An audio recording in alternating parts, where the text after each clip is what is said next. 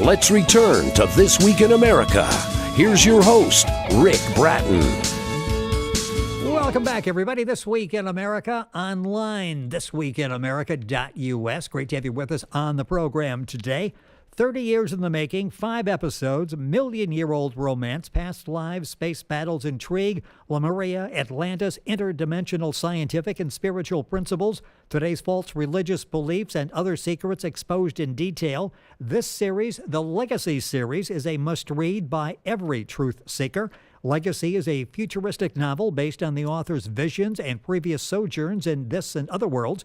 One man's incredible journey through lifetimes as far as 1,000,000 years, his blunders, triumphs, worlds, and places where these journeys took place. And the author is once again our guest on the program, Robert Maxxim. Experienced several sleep-time visits to other worlds as a child, witnessed countless alien craft. These visions continue to this day in both wake and sleep states.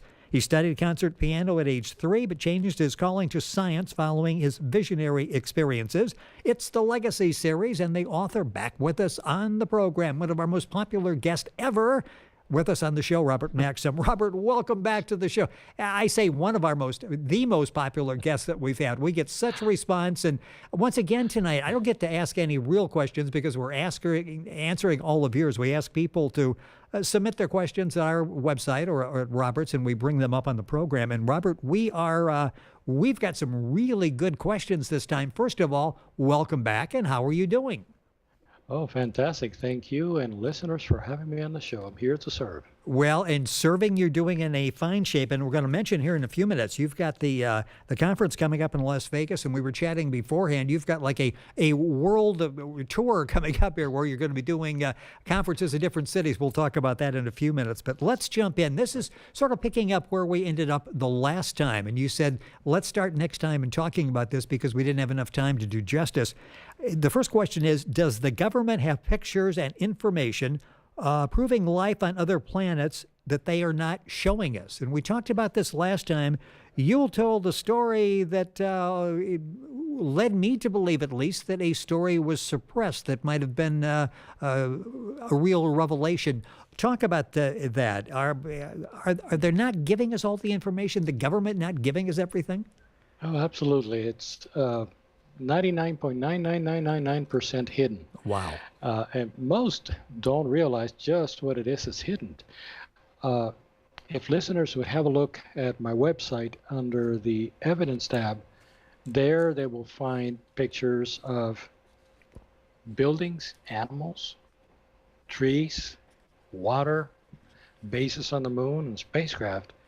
Now, we can go further than that. We can look at alien encounter videos taken by Apollo missions on the lunar grounds. How about amateur astronomers that captured craft moving to and from the moon? Even back in the 1800s, an observatory in Zacatecas, Mexico, even took a photograph. I have that on my website also. Let's take it up a notch. How about considering relationships and information sharing deals brokered with aliens? That's in place. And how about, let's talk about the infamous TR-3B. It's called the Black Manta UFO. That's made in the United States of America, made in USA. Go ahead and look it up. Now, let me go back over that. A UFO, unidentified flying object, we think is coming at us from somewhere outside of this world, this universe, made in the United States? That's correct. I heard that correctly? Okay. Yes, we have the technology. Wow. So we're manufacturing UFOs now. That's incredible. We're denying they exist, but if you want a UFO, we can sell you one. That's right. The price is right. Yeah, you can have one in your garage. Wow, that's just, I'm sorry I interrupted there, but I needed to make sure that I actually understood that correctly.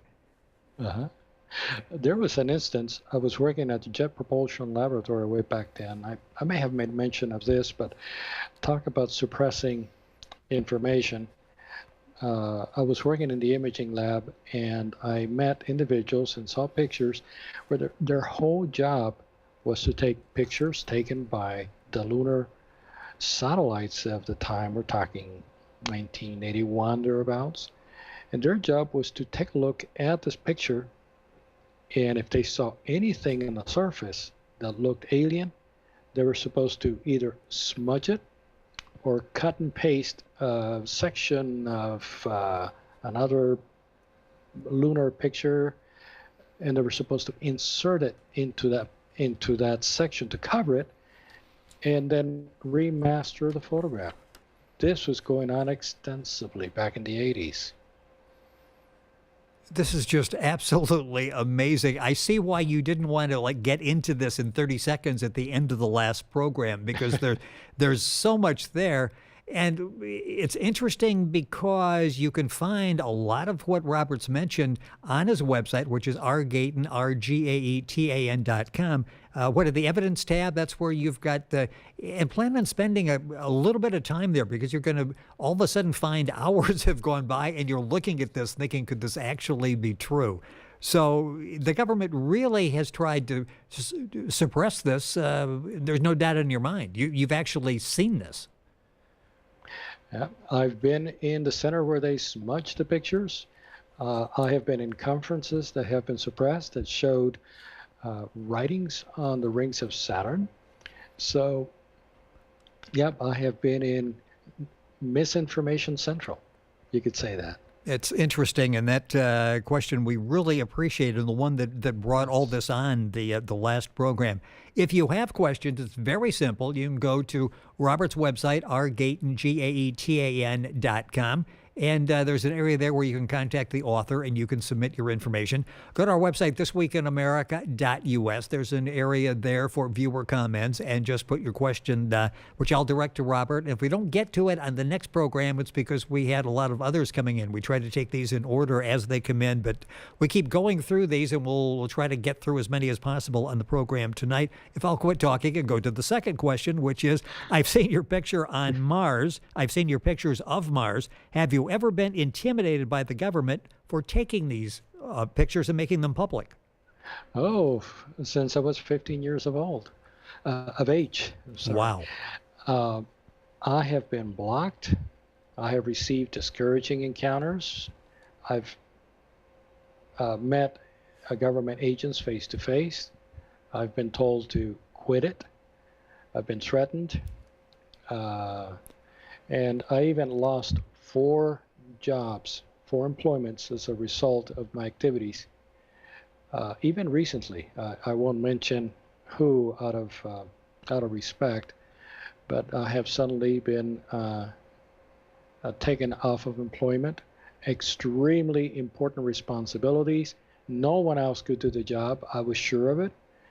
And all of a sudden, job terminated as soon as people found out what I had on my website, which is kind of curious. Yes. But quitting is not in my nature. I will always find a way to stay gainfully employed, but I will not quit my mission. My mission must go on no matter what. And you'll see the results of that at the website. Actually, 2 websites, but the one directly with Robert is rgaetan, rgaetan.com. The other website, which a great deal of information, as well as unariansunited.com. Both of those are on our website, thisweekinamerica.us, and you can link on directly to Robert's website and get the information. Another question follows along this line, and a couple of interesting sub-questions in this. Your visuals are impressive. I keep thinking, though, why are you the only one showing these, and why are others who have had access to these not sharing them with the public? So 2-part question, interesting both aspects of that. That's a really powerful question. Oh, where do I begin? Well, in actuality, not everyone has seen alien worlds or past events. Many individuals have, but they actually ignore a way or channel to bring them forth, especially after you just heard of what I've gone through. Yes. Because, they fear for their lives. They fear for their livelihoods. So they'd rather be in the background. Others choose not to do any type of reveal, dreading ridicule, especially from family members. I've got some of that too. Others actually get lost in the world of fame and money and go as far as to modify what they saw to be more in line with popular trends and beliefs. They turn it into a marketing scheme, which is kind of a shame. Some individuals don't know how to share information, period. And they try to use local social channels. They have friends post things, etc. And um, I try to be as public as I can. And as we were mentioning before, I'm now taking this information on the road. I've got speaking engagements set up in Argentina, in Canada, and in Spain, in Miami. And I will go wherever Destiny's Call takes me next. Actually, if anyone would like to give me a conference, have me give a conference near them, I will gladly do so, but only under one condition. I cannot accept money or donations or even sell my books during the event because of a very important principle. The brothers shared this information with me free of charge. So how, in best sense, how can I charge for it? So help to humanity must be free of charge. So I will do it gladly, no charge. So you're spreading that message, and if you go to Robert's website, artgayton.com, you'll find the dates coming up. Now, the one that's really getting close is October 20th. That's going to be held, the Roberts Conference in Las Vegas, October 20th. A number, I'll give it now, and I'll give it again at the end of the program for information, and it's also at the website, is 702-239-4308, 702-239-4308. And I think as we talked the last time, that was beyond standing room only at that point, wasn't it? I mean, you've got, I think you were talking about adding maybe a second meeting there? Yes, that may be a possibility. Even if I had to add 3 or 4, I will be there as long as people need me. And it's interesting because I'm sure these people are coming truth seekers, and it's got to be rewarding to be in there and be able to share the experience, your message, what you know with these people that are there for that specific purpose. Getting back to questions, so we move through some of these tonight. When you have a vision, is there a message or instruction for you? Oh, indeed, yes. And it is always one that must be shared with others. And that's one reason why these conferences are being held, and also these radio interviews. No information that is given is to be kept silent. It must be given. It's interesting. So a vision, there's a purpose for a mission then, a vision. Indeed, there is. It's not necessarily to be kept inside. It must be shared. Next question. How many other worlds are there, and how many have you visited? I think you touched on that before, that what multiple worlds out there. How many are there, and how many have you visited? Well, this galaxy alone, there's like 10 billion stars. So multiply that times anywhere from 10 to 20 planets in each system. You're talking about hundreds of billions of planets just in one galaxy. Where I've been, well, there are planets, for example, that are physical, pretty much like ours. There are spiritual worlds that are not physical. Let's take the case of Venus, for example. Venus is inhabited at numerous dimensional levels simultaneously. I've been there 3 times. I've been to Alpha Centauri twice. I've been to Carina, worlds in the Carina Nebula down south, Mars, Saturn, and a few others that I haven't yet placed on a map, but hopefully I'll get that information soon. I've also been to worlds that no longer exist. How can I go to a place that doesn't exist? And that's because a lot of these astral travels happen not necessarily on the present timeline. It happens on the present, but you're visiting either in the present or in the past or in the future. In the astral state, time does not exist. Yeah, that's so fascinating. And we've got a question that is coming up later in the rotation in talking about time. And we've talked about this before, and it really is. It's tough for us to comprehend. You know, for us, time is pretty specific. I can tell you the time now. I can tell you the time, what it's going to be an hour from now. I'll tell you what the time is now in Buenos Aires, that type of thing. But we'll get into that specifically in a little bit, talking about times. You're listening to This Week in America, by the way. Robert Maxxim is our guest on the program, Maxxim. He's the author of the Legacy series. You'll find information on the series at Amazon. You'll find it at his website, rgaetan.com. This is really, and we'll spend a little more time on a future program where we really need to get into the series. This is what brought us together, and we've had so many questions that have come out of that discussion, that original discussion. We haven't really spent a whole lot of time talking about legacy and all the literally hours, months, years that have gone into putting this together, the Legacy series. Information at Robert's website and Amazon as well. Back to questions. Have you been to heaven? If so, what is it like? Well, maybe a picture will explain it. You know, you've had a lot of folks that have had out-of-body experiences, near-death experiences, and the next thing they know, they're in this heavenly place, and they call it heaven.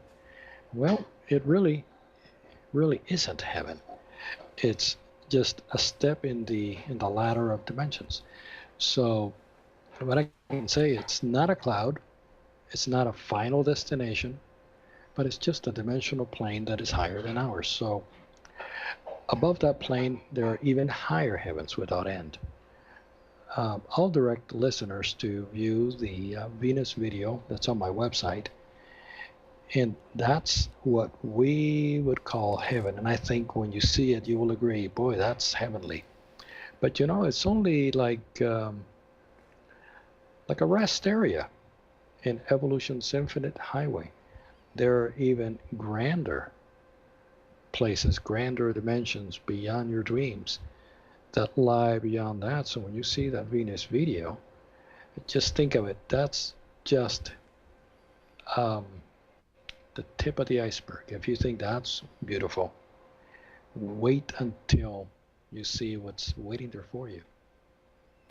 There is so much information at the website. How long has it taken you to compile all of the information there, the evidence? And that's why you can listen and you can be a skeptic, but if you go to the website and you look at the evidence, you're going to come away with that.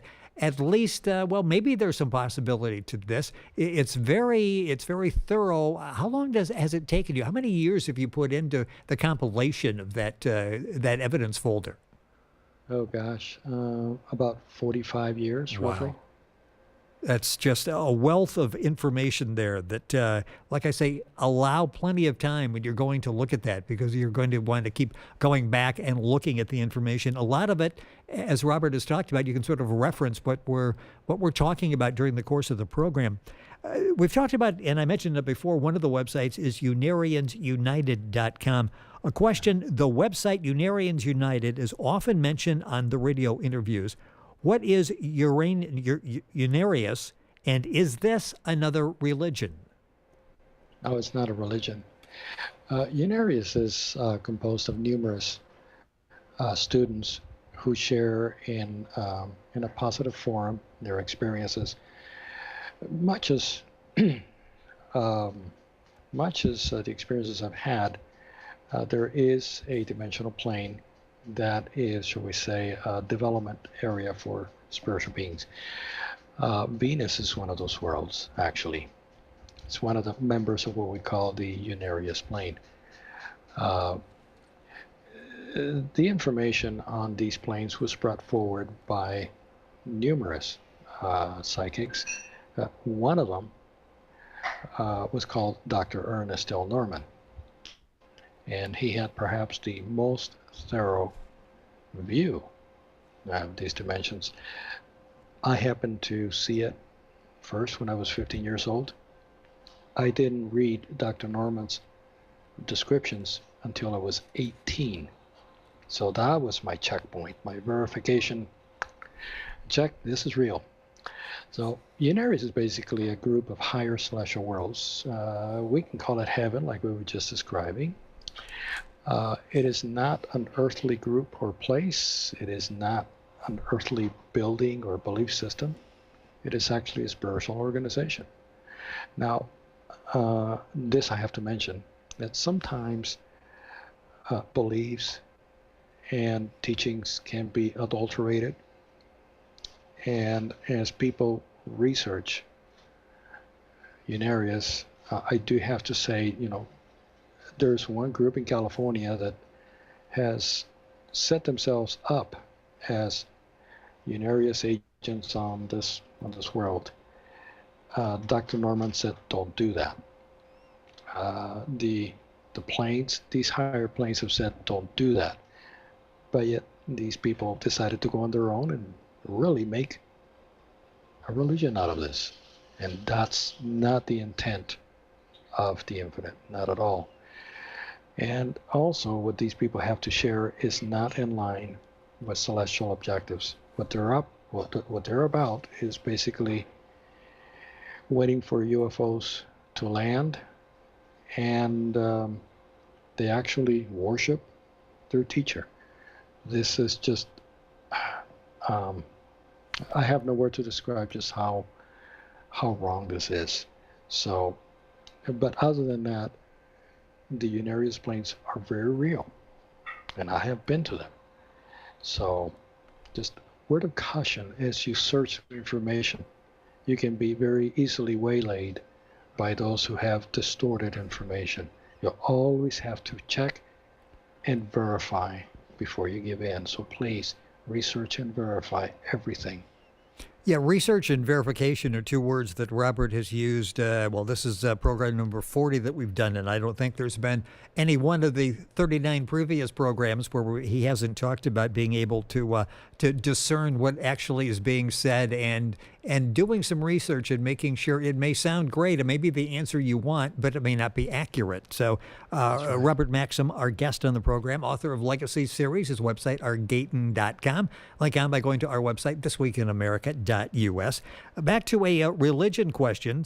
It seems early religion and history confirm reincarnation. Why is it denied now by modern religion? Oh boy. Yeah. That one could take a couple of hours to answer. 30 seconds, you're on the clock. Go. Oh gosh. I know the religion police will be on my doorstep in any moment. Well, the reason it's been denied is because it invalidates the intercessor concept. This intercessor concept was worked out in Nicaea around 312, 313 AC, thereabouts. This concept was brought forward by religious precepts put up basically by Paul of Tarsus. Now note that all of Paul's books, for the most part, and I mean no offense to anybody, none whatsoever, but you can research this yourself, they contradict Jesus's teachings. All of them. Now, Jesus's words were then deliberately mistranslated to agree with Paul. But you see, if you read the original, you will see this for yourself. Jesus himself used the word palingenesia. Palingenesia is a Greek reserved word for, yes, reincarnation. Titus did too in chapter 3, verse 5. He used palingenesia.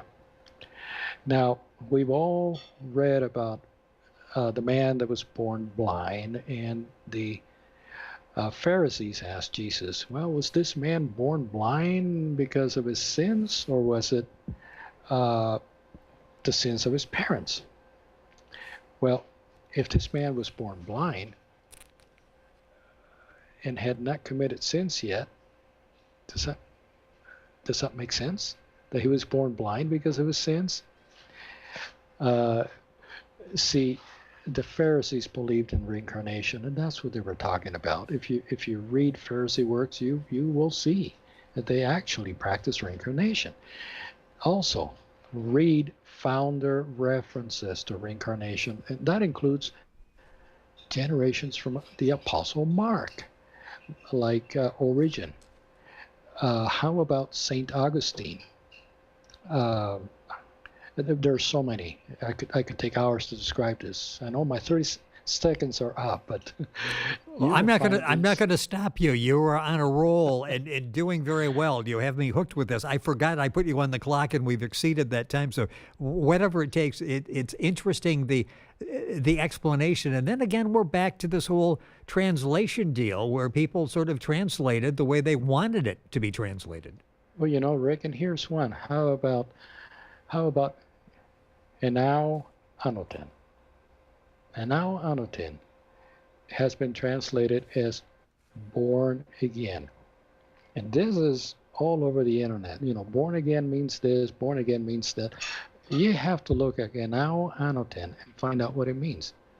What it basically means is come back to life from heaven, or come forth out of heaven back to life again. Yes. So that's what born again means. It doesn't mean to be born again in faith now. It means you were in heaven after you were living in the flesh. Now you're coming back from heaven back into the flesh. That's what Enau Anoten means.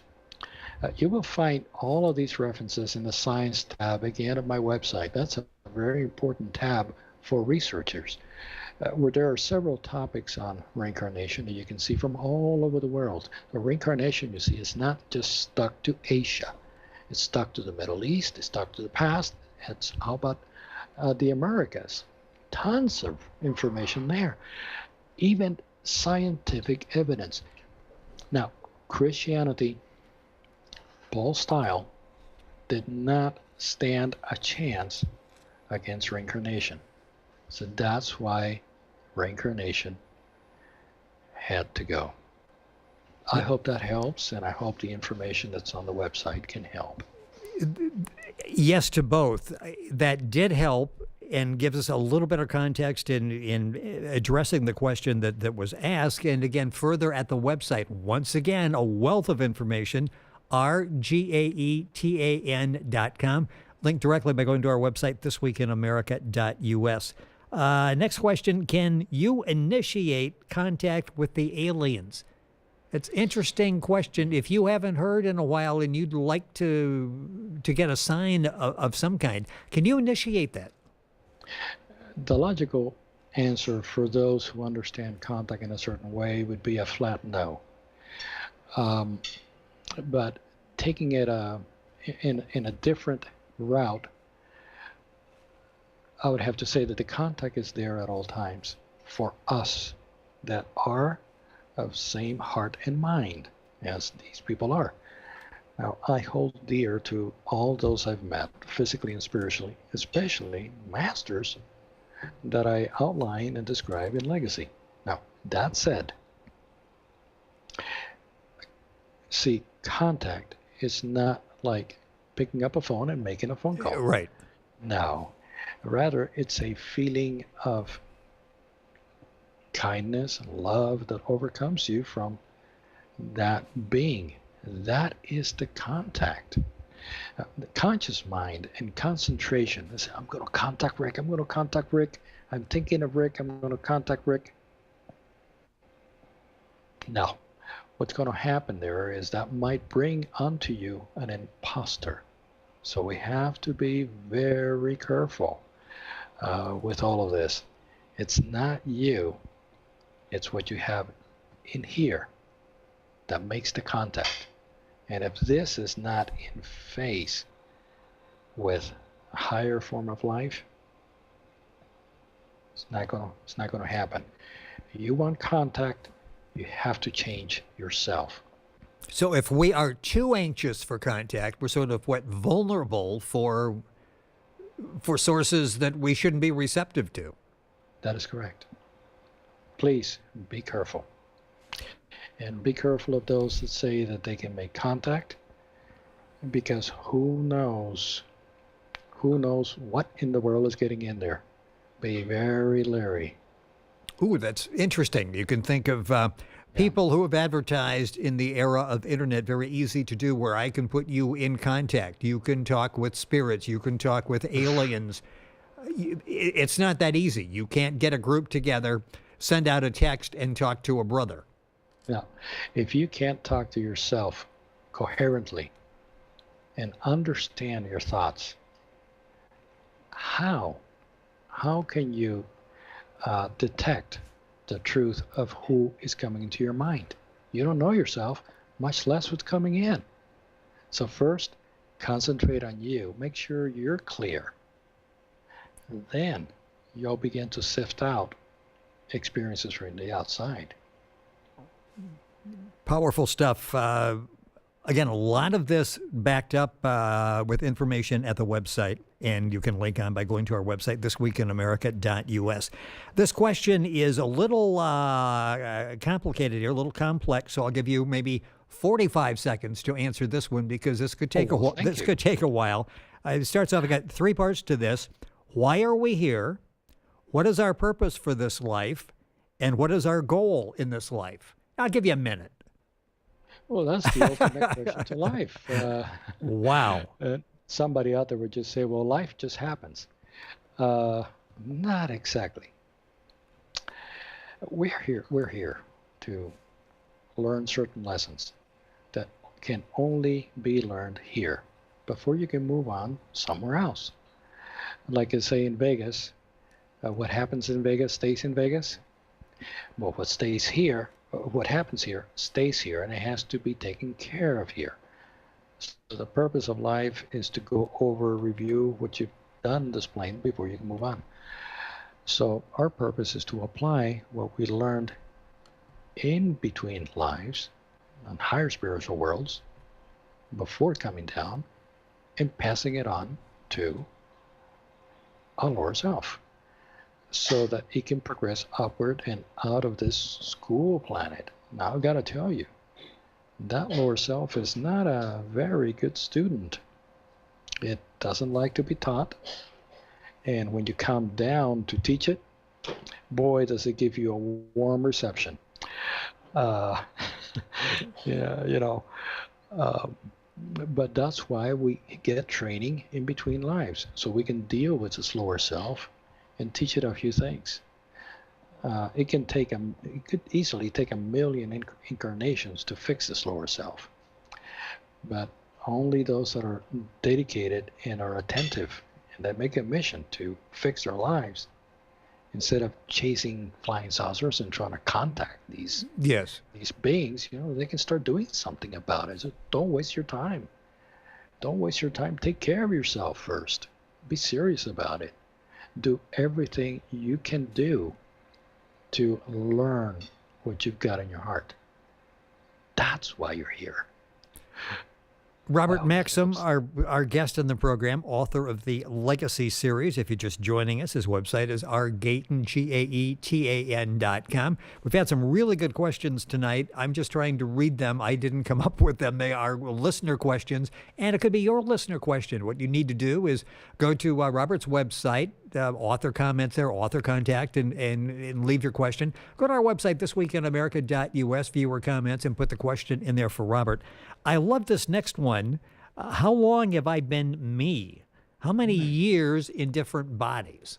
And it's interesting, I guess, when you think of the concept, how long have I been me? I've been me in this person for a number of years, a lot of years, as a matter of fact. But how long have I been me in different lifetimes? Well, we have to figure out what me is. Now, me. Okay. I'll tell you what me is. Me, for the most part, is the lower self. That's basically what we are down here. We are me. But what you really are is something much more than that. Imagine that you have a stack of printer paper, and it's got, say, 1,000 sheets in the stack.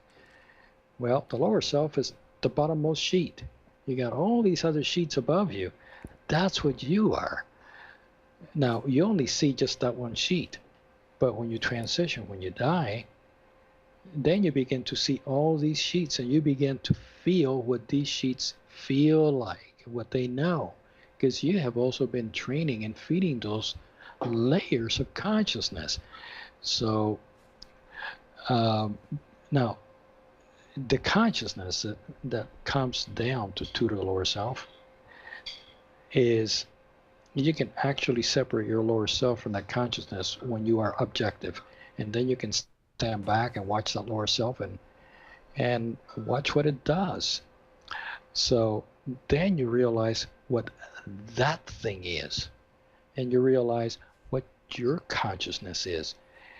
And if you do that long enough and you clean your mental state, you begin to feel other consciousness. You begin to have astral travels and things like that. So most people don't realize they have those. And when you die, you become them. So how many years have you been in different bodies? You have been you since the beginning of time itself, living in many sentient forms and worlds. And this is going to go on until you outgrow the physical dimension and have learned to live in timeless spiritual dimensions. And when you overcome this dimension and go to a higher dimension, you're going to ask yourself that same question. How long have I been this me? Not the one you just overcame, but this new one. And when you overcome that one, you'll go to the next consciousness level, and you'll ask, how long have I been me over there? There's no time to the spirit. So that's why we are eternal. A little complicated, more than a minute. I hope it helps. Well, yeah, that was a fascinating question and answer. We'd love to have your participation in the program. Very simple to do. Just go to either one of our websites, and I'll give you that information before the end of the program once again. And you can submit a question for Robert to tackle on the program. We talked about time before. This is sort of time-related as well. It's 2018 here. Is it 2018 on other planets? No. That's because their time base is different, as well as the age of their civilization compared to ours. On the Venus plane that I was on, for example, 50 years over there transpire in 1 hour over here. You see, every atom has a different time zone, a time velocity of sense, if we can call it that. Worlds are no different. Body cells are no different. Everything from the atom on up has a different time zone. I know that we have E equals mc squared, and people think that approaching light speed is impossible, that weird things happen with time. That's not so. That's not so. Each atom, each world, everything that surrounds you has already a different time effect. I have a new scientific book that I have put up on the science tab of my website. It's a little long, it's about 120 pages, but read through that and you will find out how this time zoning works. It's got physics, got formulas, but I think it's, if you ignore the physics and just look at the text, I think there's a lot that will explain how all this time zoning actually works in the infinite. Once again, directing to the website, so much information there. For the sake of Robert and people who are listening, we got about 5 minutes left in the program, so maybe a couple of more questions. It goes by way too quickly. This one is interesting, again, multi-part question. Do you pray? What is the role of prayer, to praise or to ask for something? Oh, my favorite subject. Thank you for asking this. Uh, I don't pray to ask, but to give. I do so to recognize my own errors and also to recognize lessons learned. Uh, we have to be grateful to creation and universal law and learn from these fields. Prayer is the mental language of other worlds. Let me repeat that. Prayer is the mental language of other worlds. So one can say that when alien beings pray, they're connecting with infinity, and they do so non-stop. I paused there because I'm trying to absorb what you're telling me. I'm like a student in class. I'm not really taking notes, but I'm listening, and I know I go to the website and get further information. It is always fascinating the way you lay that out there. So the way prayer is presented conventionally isn't necessarily the effective use of prayer. Well, if you remember the Lord's Prayer that Jesus taught us in John, for example, um, Father, thou art in heaven, etc. If you read that carefully, you find that each verse of the Lord's Prayer is a commandment. The first commandment, the second, the third. When it gets down to give us this day our daily bread, the word this day is a Hebrew reserved word for Shabbat, the fourth commandment, the day of rest. So you got 1, 2, 3, 4, ending on Shabbat. Give us this day. And then it goes into the remainder of the 6 commandments. Don't let us fall into temptation, etc. So when you read the Lord's Prayer, read it in that sense. It is not a prayer, it's a exercise of the 10 commandments. Read it carefully. People will not recite the Lord's Prayer again in the same way as they did before. They'll be thinking about it in a whole different way. I got a couple minutes. I'm going to try to squeeze this one in here. Do we properly listen for messages from aliens and other worlds? And I'm thinking the context of that is probably, maybe if we're not properly listening, maybe there's an effort made for a contact. Correct me if I'm wrong here. But we just don't pick it up. You answered the question. Do we properly listen? No, and much less do we listen to our own inner self, our own higher self. If we can't listen to ourselves, how are we going to be able to listen to anything else talking? We'll be listening only to our ego, to ourselves, and we'll think it's an alien. It's not. We're just making it all up in our mind, and that's why it's so important to abandon this alien UFO hunt and deal with ourselves. When we're ready, when we're really clear, something will happen. But for the time being, we have to focus all of our attention and power and will on figuring out what's actually happening up here. Don't go chasing anything other than this. Figure this out first. Okay, well, we will leave with that thought. We will leave the audience for tonight, but we will be back again for Legacy number 41. It's hard to believe that this concludes Legacy 40. You'll find all of these, by the way, at our website, thisweekinamerica.us, and the audio and the video. The video with YouTube, of course, and audio is on iTunes and Google Play and all of those. You'll find all the programs there. And once again, you've got Vegas coming up, October 20th, and you can still accommodate some people? I will do anything possible to accommodate. I will even do it in a parking lot if necessary. So don't let that hold you back. If you think, okay, it's going to be a sellout crowd, you can still get there and get into the conference.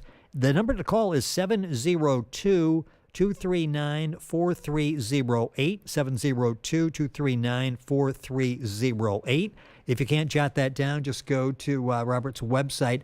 Information there on that conference and information as as it becomes available for conferences around the world that Robert will be having, and all sorts of other information there, as we had mentioned. That's rgaetan, GAETAN.com. You can link on directly by going to our website, thisweekinamerica.us. Robert, it is always a pleasure. We have more questions from leftover from tonight that we'll take on the next time. And again, if you have any questions, you can get a hold of Robert at his website.